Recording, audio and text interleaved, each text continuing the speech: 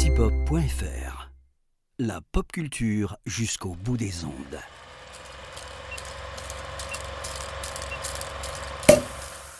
Bonjour à toutes, bonjour à tous. Bienvenue dans cet avant-dernier numéro du calendrier de l'après de l'apéro ciné. Je suis Antoine, et aujourd'hui je vous fais voyager le 30 janvier 1917, le jour où le premier disque de jazz fut enregistré aux USA.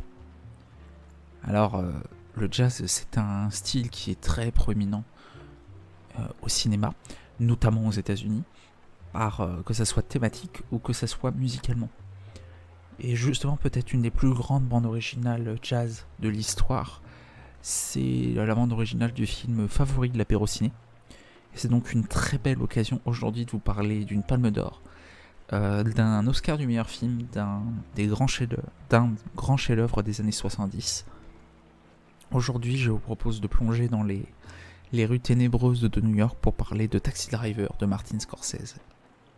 Taxi Driver, c'est les pérégrinations nocturnes de Travis Bickle, qui est un ancien marine, un peu insomniaque, un peu border au niveau psychiatrique, assez passionné de pornographie et qui va tomber red dingue de Betsy, qui est une assistante d'un sénateur candidat à la présidentielle, le sénateur Charles Palantine.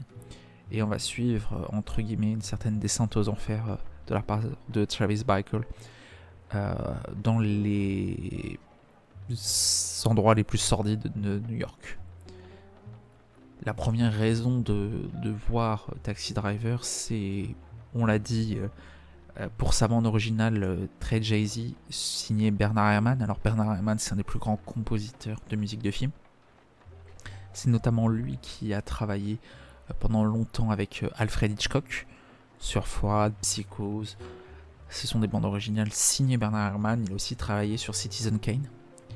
Et il a signé Taxi Driver, qui est sa dernière bande originale, puisqu'il est mort en rendant son travail. Il n'a pas pu voir le film terminé. Et la bande originale de Taxi Driver, c'est une des plus grandes bandes originales de l'histoire du cinéma, justement avec son saxophone lancinant qui accompagne Travis toutes les nuits à New York.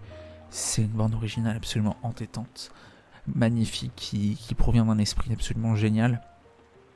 Il capte l'atmosphère new-yorkaise, l'atmosphère âpre qui entoure Travis Bickle très, très facilement, on va dire, et avec un thème qui dure comme le film, qui nous reste des jours et des jours en tête. Bernard Herrmann y signe aux yeux de l'apéro ciné, mais comme je vous l'ai dit en préambule, c'est le film favori de l'apéro ciné, donc c'est une des bandes originales favorites de l'apéro ciné, surtout la plus grande bande originale de Bernard Herrmann pour l'apéro ciné. Et rien que pour le plaisir des oreilles, c'est évidemment un grand oui, une grande recommandation de voir ou revoir Taxi Driver. La deuxième raison, on pourrait parler de la mise en scène de Martin Scorsese, qui est absolument sublime dans les rues de New York, mais cette mise en scène tout aussi qualitative, elle s'appuie sur un scénario d'une extrême qualité signé Paul Schrader. Paul Schrader, c'est un metteur en scène, puis aussi un scénariste, et Taxi Driver, c'est une semi-autobiographie. C'est l'histoire de l'errance de Paul Schrader, de sa dépression sévère à New York. En résulte une œuvre désespérée dans son esprit, mais intense dans son écriture, intense dans sa composition des personnages de Paul Schrader. Je vous mets dans la description une analyse faite par mes soins justement du personnage schraderien dans Taxi Driver, à quel point Travis Bickle et Paul Schrader ne sont qu'un prolongement.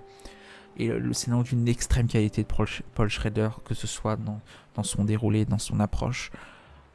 Lancinant, voilà, c'est un terme précis sur le rythme du film, qui peut paraître assez lent de prime abord, mais qui fait monter entre guillemets la sauce progressivement, appuyé par la très grande mise en scène de Martin Scorsese. Martin Scorsese, c'est la révélation finale au monde. Il avait sorti Main Street 3 ans avant. Voilà, il gagne la Palme d'Or et il se confirme comme un des grands metteurs en scène des années 70. Job étant, les nominations des Oscars étant tombées il y a quelques jours au moment où j'enregistre cette pastille. Il est encore nommé plein de fois, 9 fois si je ne m'abuse, aux Oscars avec Killers of the Flower Moon. Voilà, les deux travaillent main dans la main et résultent quelque chose d'absolument délirant, de qualité, d'inventivité, que ce soit visuel, de montage, de dialogue, de photographie, tout est sublime dans ce film. Et enfin, la troisième raison, alors je ne résiste pas à l'envie de mettre en avant notamment la très belle photographie signée Michael Chapman, avec une création visuelle, une inventivité visuelle, absolument sublime. Il travaillera notamment sur Raging Bull de Martin Scorsese, même plus globalement souvent avec Martin Scorsese. Il travaillera avec Paul Schrader. Voilà, une photographie absolument sublime. Chaque plan est une composition artistique qui aurait sa place dans un musée, tellement la composition graphique est énorme. Le travail sur les lumières, sur les focales est magnifique. J'aurais pu donc encore plus insister sur la photographie, mais il faut choisir 3 raisons, et c'est très difficile lorsqu'on aime énormément un film. Mais que dire de la performance de Robert De Niro dans ce film qui est absolument possédé. Si vous aviez besoin de comprendre pourquoi Robert De Niro est un des plus grands acteurs de tous les temps, c'est Taxi Driver, où il est possédé, c'est un terme précis, où toutes les improvisations qu'il a fait sur le tournage servent le personnage. Il est habité dedans. On sait qu'il a tourné en tant que taxi de nuit pendant plusieurs semaines avant pour s'imprégner. C'est vraiment la méthode actor studio. Je vous conseille justement de découvrir un peu, si vous ne connaissez pas la méthode actor studio qui est pratiquée par Robert De Niro et par beaucoup d'autres acteurs de sa génération, Al Pacino. Je vous conseille en lecture de lire La construction du personnage de Konstantin Stanislavski, qui a théorisé l'acteur studio, avec La construction du personnage et La formation de l'acteur, qui sont 2 bouquins assez indispensables si vous voulez comprendre cette méthode de travail qui consiste à être au plus près du personnage. Et ici, Robert De Niro, il est possédé vraiment par le rôle. Il est au firmament de sa carrière. Il a été nommé pour l'Oscar. À nos yeux, il aurait mérité de l'avoir. On aurait aimé qu'il soit sacré. On notera d'ailleurs que Bernard Herrmann aussi a été nommé pour la meilleure musique. Robert De Niro est absolument bluffant tout du long du film. C'est absolument scotchant. C'est l'acting ultime, vraiment. On dépasse le simple cadre du film. Électrique, hypnotisant. Tant d'adjectifs qu'on pourrait qualifier sur la performance de Robert De Niro.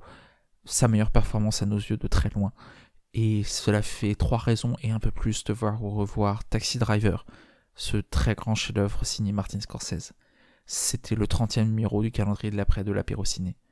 Je vous souhaite à toutes et à tous une très bonne journée et je vous dis à demain pour le dernier numéro du calendrier de l'après.